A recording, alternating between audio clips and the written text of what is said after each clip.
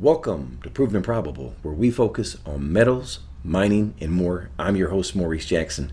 Joining us for a conversation is the mercenary geologist, Mickey Fulp. Sir, welcome to the show. Thanks for having me once again, Maurice. Mickey, in our last interview, we discussed part of your investment thesis entitled Power of Two, which we have listed on our education tab for our subscribers. In that interview, you covered structure, people, and property. Today, I'd like to focus more on the property side of your thesis. And on behalf of our subscribers, we would like to have you address some important foundational topics that are paramount for speculators in the natural resource space.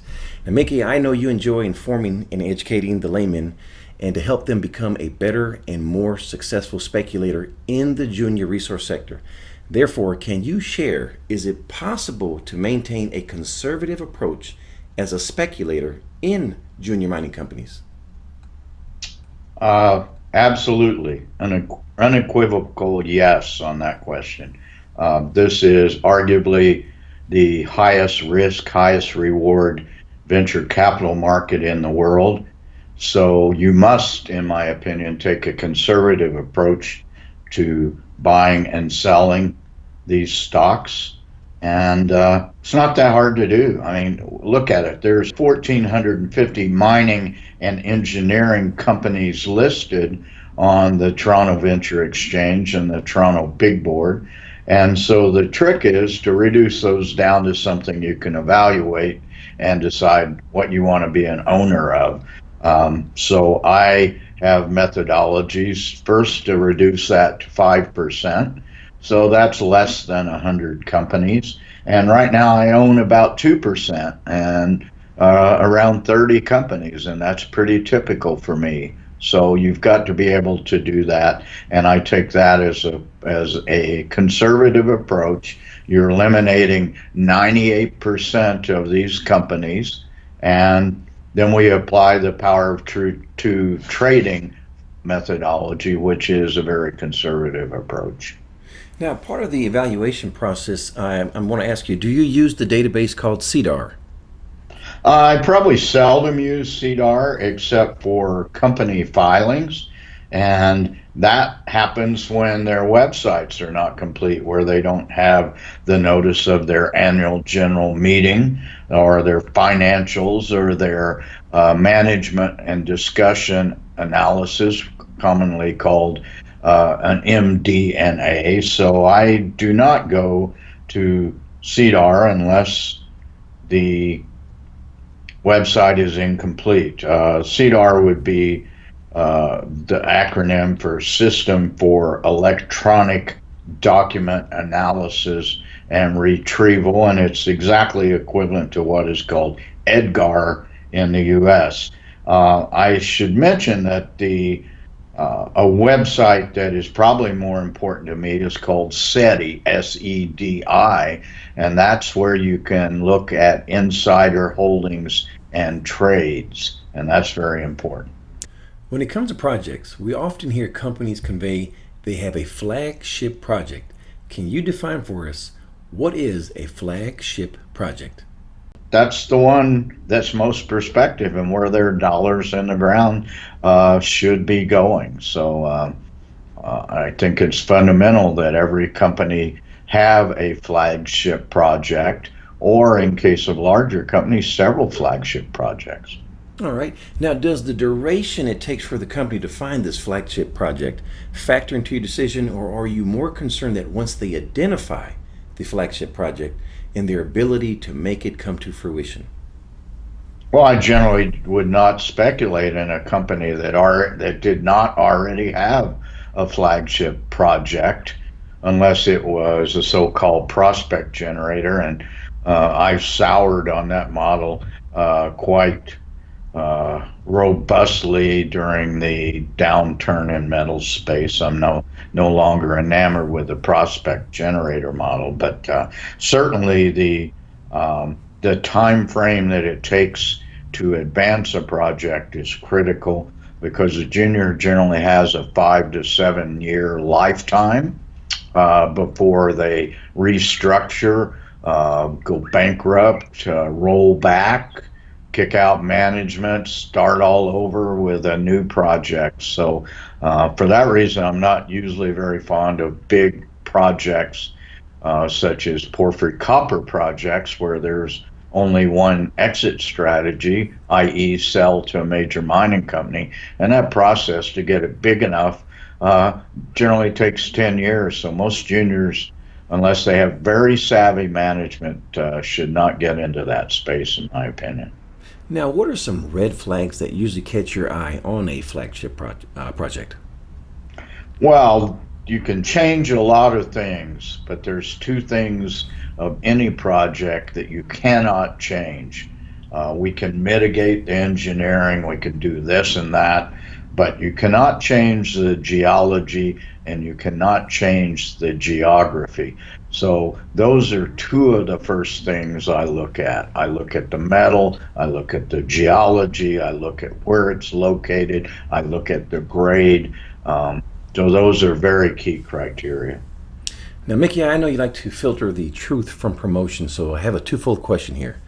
Do you accept the information presented on a company website, and what features must a company, flagship project have to attract your attention? Well, I think I would generally give a new company I'm looking at, the benefit of the doubt, but my so-called BS meter is set pretty high. So I can recognize things that are wrong and dig for more information a lot of times from the website. Features that a flagship project needs to have, well, it's got to be the right metal, something I'm interested in. That generally amounts to a metal or a commodity that is traded in U.S. dollars on a world market with futures and options. It would need the right geography. I am very adverse to geopolitical risk. I avoid probably at this stage about 4 out of 5 countries in the world because we've talked about this before, I think, about geopolitical risk, and I generally do not play in Africa, seldom in Asia. I do accept the Americas, certainly North America, Canada, Mexico, U.S., select countries in Latin America, specific countries in Europe, Scandinavia, for example.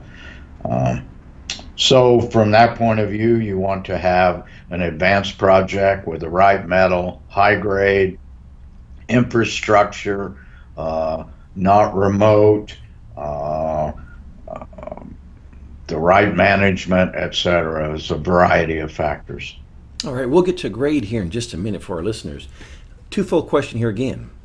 Do you prefer speaking to investor relations, the CEO, or the geologist? And can you share specific questions that you'd like to have answered? And why is it important for speculators to take a proactive approach such as yours? Well, I seldom talk to IR except to set up a meeting. I need to talk to a technical person, and if that's the geologist or an engineer that is not the CEO, that's fine. If the CEO is a banker or ex-broker or an accountant, I certainly want to involve the highest level of technical expertise in the company. A lot of times the CEO is a geologist, so or an engineer. Specific questions, geez, I have so many questions that I ask people. I would encourage people, listeners, to go to my website and look at the subscription base. It's free, and if you're free as a subscriber, I can give you access to my company evaluation template. And with that being said, Mickey, please share that website for us. Mercenarygeologist.com. So you go there on the left side, click on my a banner right underneath my mugshot, and you give us a name and an email address. You can fake your name, I don't care, but you have to give me a correct email address, and then you have access to all our content and my stock picks. And if you send me an email after you've done that, um, with evidence that you are a subscriber, i.e., a notice you receive from us, I'll send you the company evaluation template. Well, on behalf of all of our listeners, thank you. Now, this question here may be slightly geared toward the financial side, but let me ask you this as well. How important is the net present value known as NPV? Well, on an advanced project that has gone to pre-feasibility or feasibility studies, it's paramount. I generally would not look at a project or a company that does not have an NPV much greater than a capex. I'm usually looking for 1.5 or 2 times the capex for me to have continued interest in the project. And what about the internal rate of return, also known as IRR? Well, that's also paramount, and that's the same sort of criteria. It comes hand in hand with the net present value in any rigorous financial analysis. So I'm looking for projects that have a 20% or greater IRR, internal rate of return, after tax, with a reasonable discount. 5% discount is not reasonable. You can't build a project anywhere in the world at 5% discounted dollars. No one will loan you money for a project at much less than 10%, 10 to 12%. So these companies that run 5% discounts are just trying to make sub-economic projects look better than they actually are. So, running pre-tax NPVs and IRRs makes no sense because you're going to owe taxes on it. So, for every failed mine, bear in mind there was a positive feasibility study. Now, for the lay speculator, let's talk about grade. And we hear this often when we, hear an issuer discuss their grade. But can you give us at least a baseline when you're looking at gold, silver, copper, and uranium? Well, gold and silver grades are listed in grams per ton. And let's do the math here. How many grams are there in a kilogram? 1,000. How many kilograms are there in a ton? 1,000. Therefore, a gram per ton is 1 part per million. It depends on the project, its location, its infrastructure, whether it's open pit or underground. But generally, I would want for what I would consider a deposit that's going to make me look more than once. As a rule of thumb, greater than 1 gram per ton for an open pit scenario. Somewhere plus 5 grams per ton, depending on the mining method, 5 to 8 grams per ton for an underground gold mining situation. There are no standalone silver deposits in the world, so you're generally looking at gold deposits with a silver credit or lead zinc deposits that a significant amount of revenue will come from silver. So silver is a bit irrelevant in a simple-minded analysis such as this. Copper deposits, uranium deposits, all base metals, all specialty metals are based in percent. What's a percent? Well, it's a part per 100 percent. So they're 100 cents in a dollar, so a percent is 1/100. As a general rule of thumb, for an open pit, a large open pit copper deposit, they're way too low grade what you see out there right now. That's why so few are being developed. I'm involved in a copper company that has grades of 4%. In a polymetallic deposit, and 1 to 2%, along with cobalt, and a in an open pit and underground large copper deposit. So I think what you want to look for, every good geologist knows that grade is king, and for me, it starts with grade, high grade.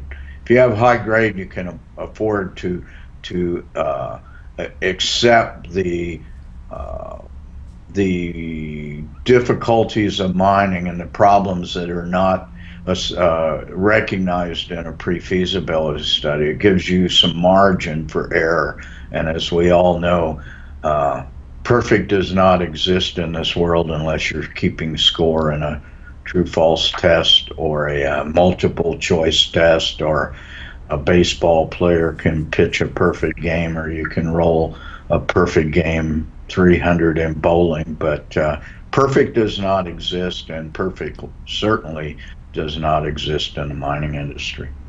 Well, Mickey, again, thank you for giving us your introspective into your investment thesis here. Last question here for you. What did I forget to ask?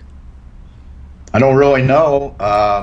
You didn't ask me about my Twitter feed at Mercenary Geo. We have 63,000 Twitter followers. We have 6,500 subscribers to the website. And I would like to say that our interviews, I'm contacted by people from a different space that are in touch with you. So I really appreciate the opportunity to expand my listener and readership base through these interviews. Well, we certainly appreciate your time as well, Mickey. And last but not least, please visit our website, www.provenandprobable.com, where we interview the most respected names in the natural resource space. You may reach us at contact@provenandprobable.com. Mickey Fulp, the Mercenary Geologist, thank you for joining us today on Proven and Probable.